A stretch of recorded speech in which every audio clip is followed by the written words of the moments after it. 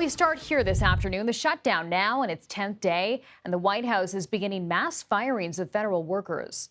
In a post on social media, Office of Management and Budget Director Russ Vought writes this: RIFs, which stands for Reduction in Force, have now begun. This, I want to note, is separate from the thousands of workers who've already been furloughed and not permanently laid off. CBS News congressional correspondent Nicole Killian joins me with more on this. Nicole, the Trump administration now looking to sort of put pressure on Democrats with these firings. Explain how they're doing that. Well, look, we saw ahead of the shutdown that the White House Office of Management and Budget had put out a memo basically directing agencies to find potential reductions in force, or RIFs as they are called, in the event that a shutdown occur.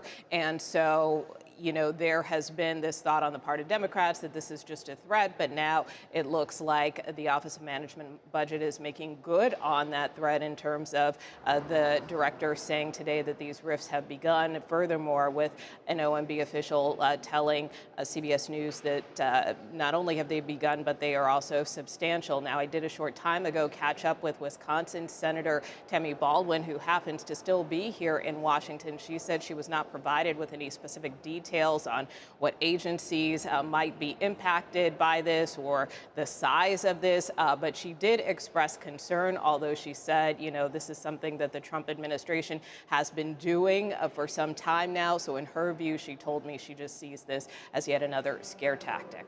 So, Nicole, as for what's ahead here, the House and Senate, we know, will both be out over the holiday weekend. So why aren't they planning to stay and hold some more votes to try to keep the government open?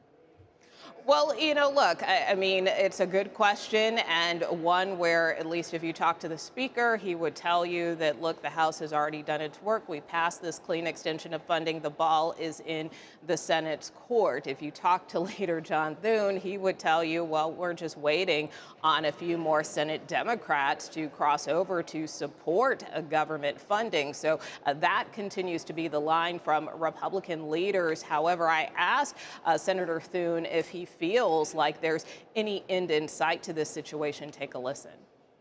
Are you going to have any conversations over the next couple of days with Leader Schumer about that? And, to Jake's point, I guess, do you feel like maybe you're getting closer to an off-ramp here?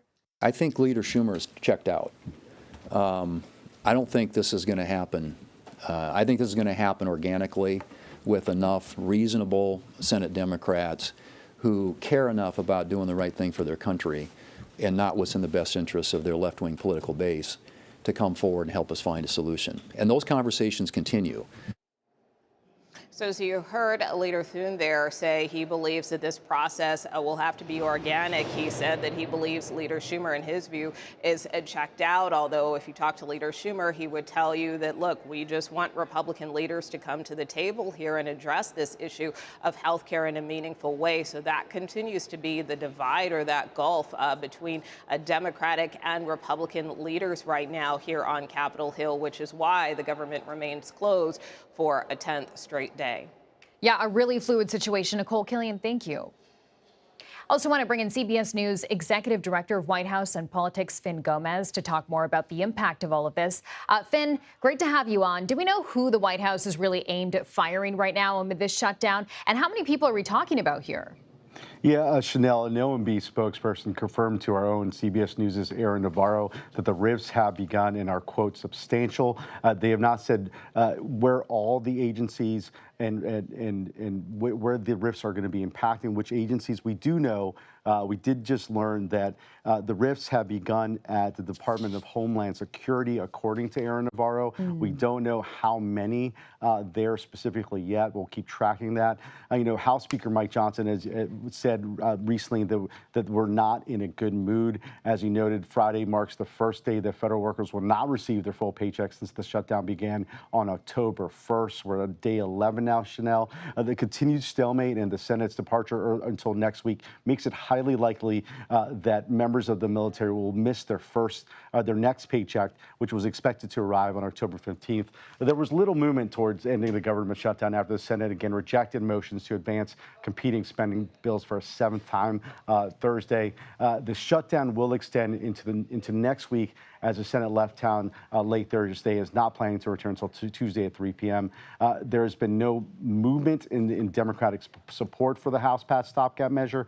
3 Democrats continue to back the GOP measure. And as you know, this has had a rippling effect across federal government. Several U.S. airports have experienced flight delays this week due to the shortages of air traffic controllers who are considered essential workers and have been working without pay since funding lapsed earlier this month. Chanel?